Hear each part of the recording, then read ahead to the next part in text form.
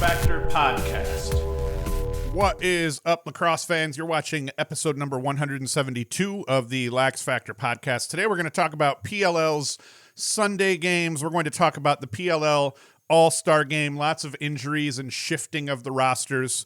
And then we're going to talk about the PLL standings and season so far. Before I get into it, as always, be sure to like, subscribe, hit the notification bell. And if you're an audio listener, be sure to share the crap out of this podcast with everybody. You can get this podcast anywhere.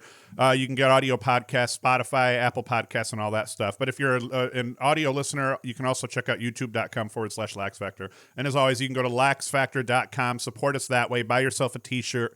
Easy way to support us, but all we really ask is like, subscribe, and share. So let's get into this. The first game on Sunday, Chrome against the Waterdogs. Now, this is yet another game I picked wrong. I picked the Chrome in this one, and the game was tight. After the first quarter, it was 1-up, but it went off the rails over the course of the second quarter as the Waterdogs put up 6 goals in that second quarter and took a 7-4 lead at the half. Now, that's not quite going off the rails. It was really the third quarter that got ugly and went off the rails. The Dogs didn't give up a single goal over the course of the third quarter, but then buried 5 of their own en route to a 12-6 win in this game. Now, despite the lopsided score, once again, the goalkeeping in this league has been excellent. So even where a team gets beat by 6 goals, the opposing team's keeper, in this case it was John Galloway, was solid as usual. He puts up 57% between the pipes for the Chrome, 16 saves on the day. In truth, the biggest problem for the Chrome in this game ended up being Connor Farrell going 9 of 21 at the faceoff stripe. He did manage a goal, so that helps negate a couple of those losses, but the Waterdogs ended up just being way too efficient offensively. The Chrome's defense, which is normally fairly stout, was the opposite of that, and the Waterdogs scored off. And, 12 goals, it's not a metric shit ton, but at the periods where they went on the spurts and the periods where they kept the Chrome quiet as they were scoring those goals, it made it seem, I think, a lot worse than it was. It felt like the Waterdogs were rolling pretty heavily. Pretty good weekend for Jake Withers against Farrell, against Farrell and his other opponent. Withers on Friday night against the Cannons, he was 77% from the stripe, and the Waterdogs win over the Cannons. And then he goes 59% on Sunday against Farrell and the Chrome. What was Withers' stat line on Sunday? This reads ridiculous. This reads like something a Courier would put up. 1 goal, 13 of 22 at the stripe, 5 ground balls, 3 caused turnovers. The dude absolutely just had a day. Eli Gobrecht and Liam Burns. Excuse me, I got like a terrible something in my throat here. Eli Gobrecht and Liam Burns, they forced 9 turnovers and picked up 10 ground balls between the two of them. That didn't hurt the Waterdogs at all defensively. And then Dylan Ward, he was also solid in cage. And once again, just the goaltending. Every week in and week out, the goaltending has been great. He stopped 9 shots versus just 6 goals against, 60% save percentage. But the Waterdogs defense is the story here. They locked the Chrome down, didn't give up a lot of looks, didn't give up a lot of good looks. They made Ward's job a little bit easier, albeit he still had some highlight reel saves. Offensively, normally I talk about the offense first, but the Waterdogs defense deserved some props here. Offensively, Mikie Schlosser, 3 goals. He even beat Tarafanko for one of those, kind of just attacking Tarafanko, saying, listen, no matter what's going to happen, I'm getting a shot off on this possession. Gets a shot off and it goes. Connor Kelly, 2 goals. Kieran McCardle, 2 goals. The scoring was spread out for the Waterdogs. Total team effort on all ends of the field. And that was kind of the theme that we saw for both of the games, for both of the teams that won on Sunday. It was a total team effort, but Schlosser and Kelly both played well. They looked like anchors on Sunday for the Waterdogs for sure. Every bit worthy of being all-stars, as I think they both were. Schlosser, I think, is going to play on Ament's team here now. So that was it was a decent game. The 12-6 spread, it felt, while you watched it, it did feel like it was somewhat of a beatdown, even though it really wasn't. But, oh well, that shit happens here. The next game, game 2. On Sunday, I'm going to fight through the frog in my throat on this one as well. Cannons and the Archers. And yep, once again, I picked this one wrong as well. I need to just stop making picks, as I always say. I picked the Archers to beat the Cannons. Lyle Thompson, he hadn't been putting up big numbers. So instead of pointing that out week in and week out, as everybody else did, talking about how Lyle, I think there were some idiots that had even said Lyle the liability. They called Thompson a liability. But, I've just been kind of being quiet, not wanting to chirp the goat or one of the goats here, and just waiting for this moment to come, knowing that at some point this moment was coming. And this is the game that everyone was hoping Lyle was going to have.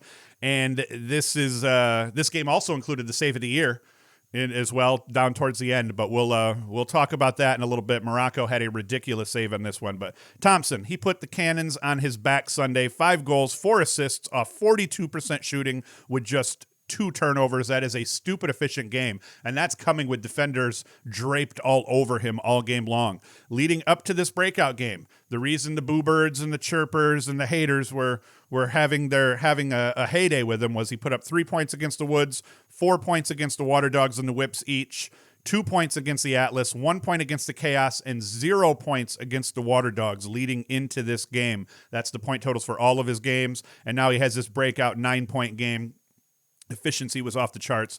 PLL is a different animal than the MLL in that it seems that guys that carry the ball heavily end up having a slightly harder time getting that to work in the PLL. Right off the top of my head, one of those guys that comes to mind is Connor Fields. Connor Fields and Thompson both played for Albany, both played within that same system, and both of them were given a really long leash in terms of they kind of became the kings of the dodge, the re-dodge, the 3-dodge. They'll bust out 4 dodges depending on the scenario. So they carry the ball heavily and just dodge and redodge again over and over and over again, waiting for a double to come or just waiting to get their hands free and get shots off. They've always done that. That's been the style of play. Now, Fields, he struggled with that last year. It did not work within the Chaos system. It didn't work not just within their system, but the numbers didn't look good for Fields, kind of trying to play that style. And it's not that he still doesn't do that. He had a really nice goal.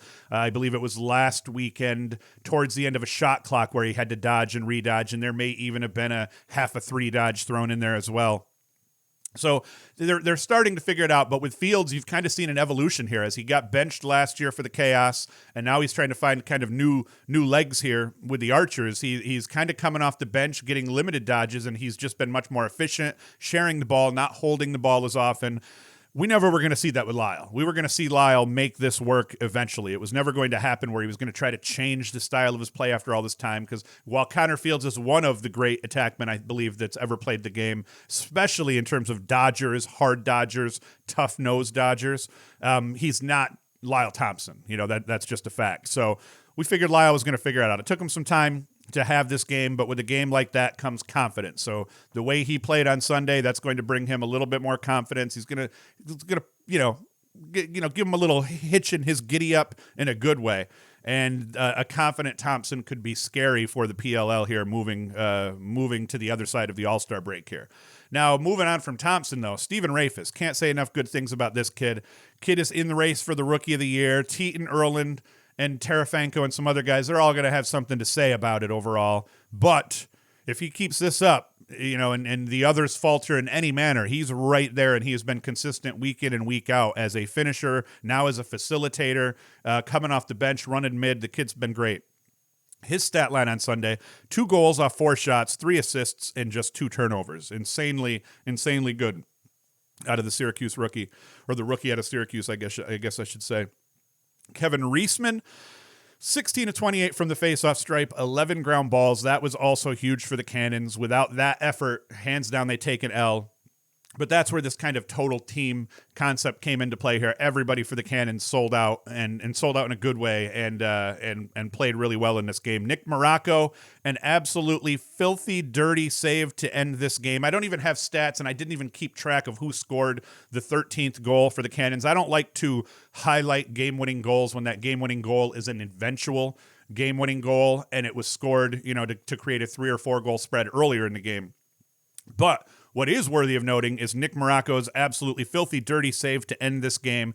15 saves throughout the game, so it wasn't just a save at the end of the game that allows us to say that Marrocco deserves the player of the game for this one, although Thompson, you can make the argument as well. It's just the way and the dramatics of that save was ridiculous. 56% save percentage overall, though, so he played well the whole game, but robbing that doorstep shot, I can't even remember who had it. Ament just fed someone with a minute and a half left on the crease, found a wide open man right on the crease, may have been Schreiber, can't remember offhand here as I'm talking, but just a quick stick right into Marrocco. Marrocco kind of saves it low. Perfect positioning by Marrocco, and he was pretty pumped. It was actually not as exciting to see it in the camera angle that I'm showing you here. I didn't even see a highlight of it, which I should have cut one up for you, but I didn't. But in the camera angle you see here, it almost doesn't look like he even had to make the save. You have to see the close-up to see it, but it was an incredible save. Once again, total team effort out of the Cannons. They needed this win badly, and Lyle and company executed this week. I saw Rabel in one of the kind of in the middle of the game interviews after he put up a goal say something about how they needed to execute. May have even been a pregame interview last weekend, talked about how they just need to execute. They've been close. Their execution just hasn't been there. Their execution was there on Sunday finally all the way through. Ament, 1 goal, 3 helpers. He actually had a filthy, dirty feed. I think it was to Manny, I believe, at one point in this game where he slings it from a top corner down low. It was like a quarterback reading a receiver, throwing the receiver open. Let's say he when he let go of that pass, Will Manny was not there, and by the time Will Manny got there, it was right in the breadbasket. Beautiful goal by Ament. Feed by Ament. He just continues to show that he's just next level in terms of his feeding capabilities. 1 goal off 4 shots. He would have liked to have one of those back at least, I'm sure. In the end, good game though. 13-12 went right down to the wire. The Archers got right back into it, got back within the goal, and we have that end of the game save to win it for the Cannons. So that was pretty crazy. We break. Next up, we talk the All-Star game. And now listen, I'm not going deep into the All-Star game because at this point I'm having a hard time even keeping track of who's playing, and who's in the mix here within this All-Star game. What I've seen here is there's lots of injuries. So it looks like Nick Marrocco is going to hop in cage for Blaze Reardon. This is all per Tyler Cunningham. So this is at T Cunning. No, not Tyler Cunningham. Tyler Cunnington. At T Cunnington _Lax on Twitter, if you want to go peep him. Lots of injuries here. It appears Nick Marrocco will hop in cage for Blaze. Michael Rexroad will replace Brody Merrill. Mark McNeil will replace Jake Bernhardt. Hennenberg or Heacock will likely take Lyle's place at attack and fill in Earhart's spot. I believe I saw Romar Dennis was on there. I think he's going to take Rabel's spot. So we got a lot of shifting of the rosters here. All I know, Lyle Thompson, bunch of other guys listed out, so I think that the adversaries are going to murk this game. The adversaries, a little bit healthier in terms of their original roster, but then their bench and their reserves were a little bit better, I think, overall. Ament, Teat, Courier, Schlosser. The last 3 guys I dropped, they're all reserves. Romar Dennis, an injury replacement for Rabel, I believe. So, I mean, I picked the adversaries. I think offensively, they're the better team for this, and in an all-star game, it's offense that pays the bills here. And then the fact that I picked the adversaries is probably bad news for the adversaries because that means that they're probably going to lose because I suck at making picks, and it seems the universe is against me in that way, but we'll see what happens. As we jump into the PLL standings through week 5, the Redwoods are sitting in first at 4-2. Waterdogs at 4-3. Atlas at 4-2. Whips at 4-2. Archers at 3-3. Chrome at 2-4. Chaos at 2-4. Cannons at 2-5. That is the order of first to last. Redwoods are sitting in first. I said they were 4-2. The Redwoods might even be 4-3. I can't remember. But the Redwoods sitting in first due to all the tiebreakers and all that crap. But then you have the Waterdogs, Atlas, and Whips right below them. All of those teams have 4 wins. So we have 4 teams at the top with 4 wins. And then we have the Archers with 3 wins, Chrome with 2 wins, Chaos with 2, and the Cannons with 2. 8 teams, huh? I didn't know we had 8 teams. Oh, we added the Cannons. That was the 8th team, must be. The Waterdogs, as we kind of look at trends, as we kind of rip through how these teams are trending, and this is once again assuming I got this right. The Waterdogs seem to be winners of 2 straight, a 19-7 drubbing of the Cannons and a 12-6 win over the Chrome. Week 5 was really kind to the Waterdogs. The Atlas, they've won 3 in a row since losing to the Whip Snakes on June 25th. They beat the Cannons that following Sunday and then went 2-0 over the last 2 weeks. And we've seen the teams that have only had to play 1 game over that 2-week period, they've had a little bit of success as well. I think usually picking up at least 1 win in this case. The Atlas won 2 of them in that scenario. The Cannons beat the Waterdogs on June 6th, well over a month ago. And then after that win, they lost 4 in a row, capped by a 19-7 ass whooping at the hands of the Waterdogs on Friday night. things looked bad for the Cannons at that point. However, the win over the Archers on Sunday have totally saved their asses. The Redwoods, they're also winners of 2 in a row. They lost to the Chaos on June 26th, but they turned around and beat the Waterdogs the next weekend and the Whip Snakes this weekend. So everyone at this point, we've seen some good and we've seen some bad. We've even seen bad out of the Archers and the Whips. The Whips have been beat up and injured. Rambo hasn't been healthy. The Whips are shooting the ball like shit. All those things. The Chrome, they were having a rough go, but with wins over the Whips and the Archers, they proved that anyone can beat anyone in this league. The Chrome were 2-2 at that point. They pick up after picking up those, they were 0-2. They pick up those 2 huge wins over the 2 best teams in the league. Then they're 2-2, and now they've lost to the Atlas and the Waterdogs and back to sitting at 2-4 again. So this league is a little bit bipolar. Their blood flow or their blood levels or iron levels in their blood they're a little bit anemic in terms of being consistent. But anybody can beat anybody in this league, and that's been pretty incredible to see. And you never know who you're going to get, for a team like the Chrome outside of Galloway is going to be solid in Cage on that day. So that's pretty crazy. Pretty crazy. And that's going to be it here. Because we have the All-Star break this weekend, what I'll do here on Sunday's episode is I'm going to put out a video talking about the PLL rookies. We'll talk about the All-Star game and crap like that as well, depending. And even if the All-Star game is on Sunday, which I haven't even looked to see what day that actually is, maybe I should at least do that for y'all here.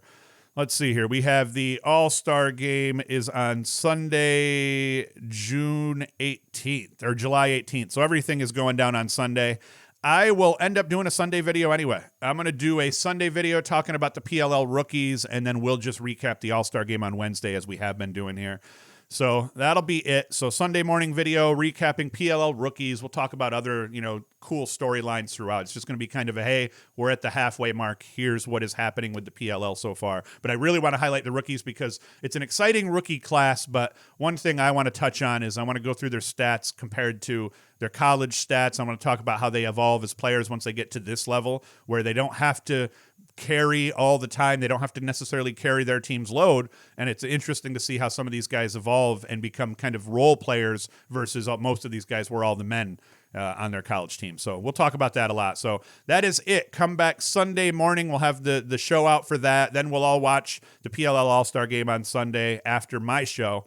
And then we will, I'll do the recap for the All-Star game on Sunday. So that's all. Thank you for watching. Thank you for listening. Go to LaxFactor.com. Get yourself some swag. Support us that way. But as always, just subscribe, share, all that. That's all we really ask of anyone. So thank you for watching. Thank you for listening. And Hoost is out.